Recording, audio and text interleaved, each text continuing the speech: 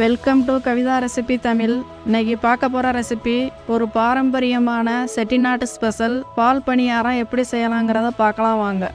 இந்த ரெசிபி செய்கிறதுக்கு இப்போ நம்ம இந்த அரைமுடி தேங்காய் எடுத்து இந்த மாதிரி பொடியாக கட் பண்ணிக்கோங்க. இந்த மாதிரி பொடியாக கட் பண்ணி மிக்சி ஜாரில் இந்த மாதிரி எடுத்து லைட்டாக தண்ணி சேர்த்து மிக்சியில் நல்லா அரைச்சிக்கிறலாம். அந்த மாதிரி அரைச்சிட்டு நல்லா சுடுதண்ணியில் கொஞ்சம் நேரம் அப்படியே சேர்த்துக்கணும்.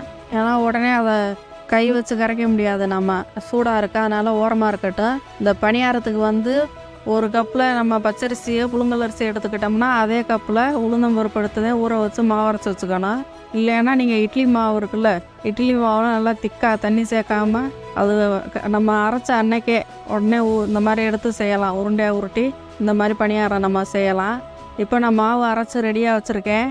இப்போ ஒன்றா நம்ம உருண்டையாக இந்த மாதிரி பொரிச்சு எடுத்துக்குவோம். ஃபஸ்ட்டு ஸ்டவ்வை பற்ற வச்சு கடாய் எடுத்துக்கோங்க. கடாய் நல்லா சூடானதுக்கு பின்னாடி எண்ணெய் சேர்த்துக்கலாம். தேவையான எண்ணெய் சேர்த்து இப்போ இந்த அரைச்சி வச்ச மாவு எடுத்து இப்போ எண்ணெய் சூடாயிருச்சு. ஸ்டவ்வை சிம்மில் வச்சுக்கோங்க. அந்த மாதிரி இல்லைன்னா லோ ஃப்ளேமில் வச்சுட்டு உங்களுக்கு எவ்வளோ தேவையோ அதுக்கேற்ற மாதிரி எண்ணெயை கூட்டி குறைச்சி சேர்த்துக்கோங்க. நான் அந்தளவுக்கு சேர்த்துருக்கேன். உருண்டையாக பிடிக்க முடியாது. இது உருண்டையாக அப்படி எண்ணெயில் கொஞ்சம் கொஞ்சமாக சேர்க்கணும். இந்த மாதிரி லைட்டாக தண்ணியாக தான் இருக்குது இந்த மாவு. லைட்டாக கொஞ்சம் கொஞ்சமாக சேர்த்து பொரிச்சு எடுத்துக்கலாம். இப்போ இந்த மாதிரி ஒன்றா சேர்த்துக்கோங்க அந்த மாதிரி எண்ணெயில்.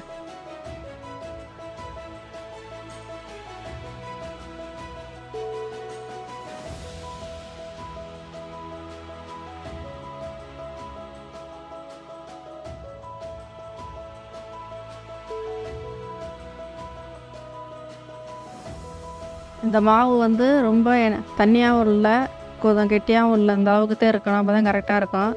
இந்த மாதிரி இதெல்லாமே பொரிச்சு எடுத்துக்கிட்டா இப்போ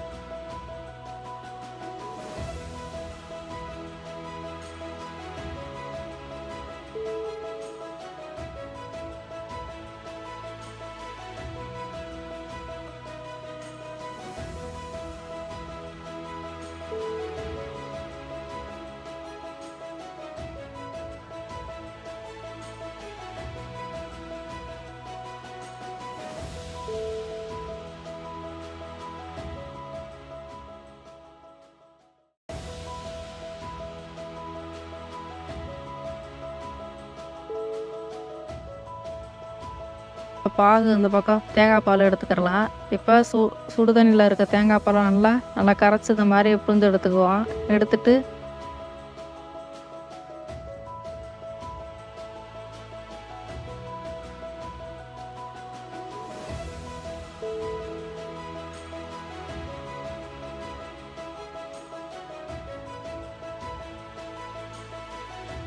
இந்த பால் கூட இப்போ லைட்டாக சர்க்கரை,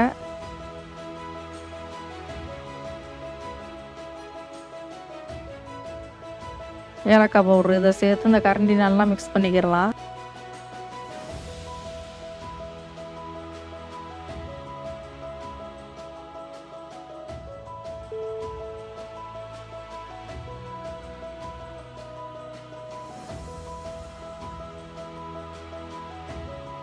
மிக்ஸ் பண்ணிவிட்டு இப்போ அந்த உருண்டையெல்லாம் அந்த பால் கூட சேர்த்துக்குவோம் ஒன்றா. இப்போ இந்த பணியாரத்தை ஒன்றா அந்த இதில் சேர்த்துட்டு இப்போ இது மூழ்கிற அளவுக்கு அந்த தேங்காய் பால் எடுத்து இது கூட சேர்த்துக்கணும். சேர்த்து ஒரு 10 நிமிஷம் அப்படியே ஊற வச்சுருங்க. அப்போ தான் கொஞ்சம் நல்லா டபுளாக இருந்தது. இந்த பணியாரம் இப்போ கொஞ்சம் அதிகம் நல்லா பெருசாக இருந்த மாதிரி ஊற வச்சு சாப்பிட்றப்ப ரொம்ப சுவையாகவும் இருக்கும். நீங்கள் இந்த மாதிரி ஒரு முறை செஞ்சு பாருங்கள், ரொம்பவே சுவையாக இருக்கும். இது ஒரு பாரம்பரியமான செட்டிநாட்டு ஸ்பெஷல். இந்த மாதிரி ஒரு முறை நீங்கள் குழந்தைங்களுக்கு செஞ்சு கொடுங்க, அவ்வளோ அருமையாக இருக்கும். வீடியோ பிடிச்சிருந்தா லைக் பண்ணுங்கள், ஷேர் பண்ணுங்கள், சப்ஸ்கிரைப் பண்ணுங்கள்.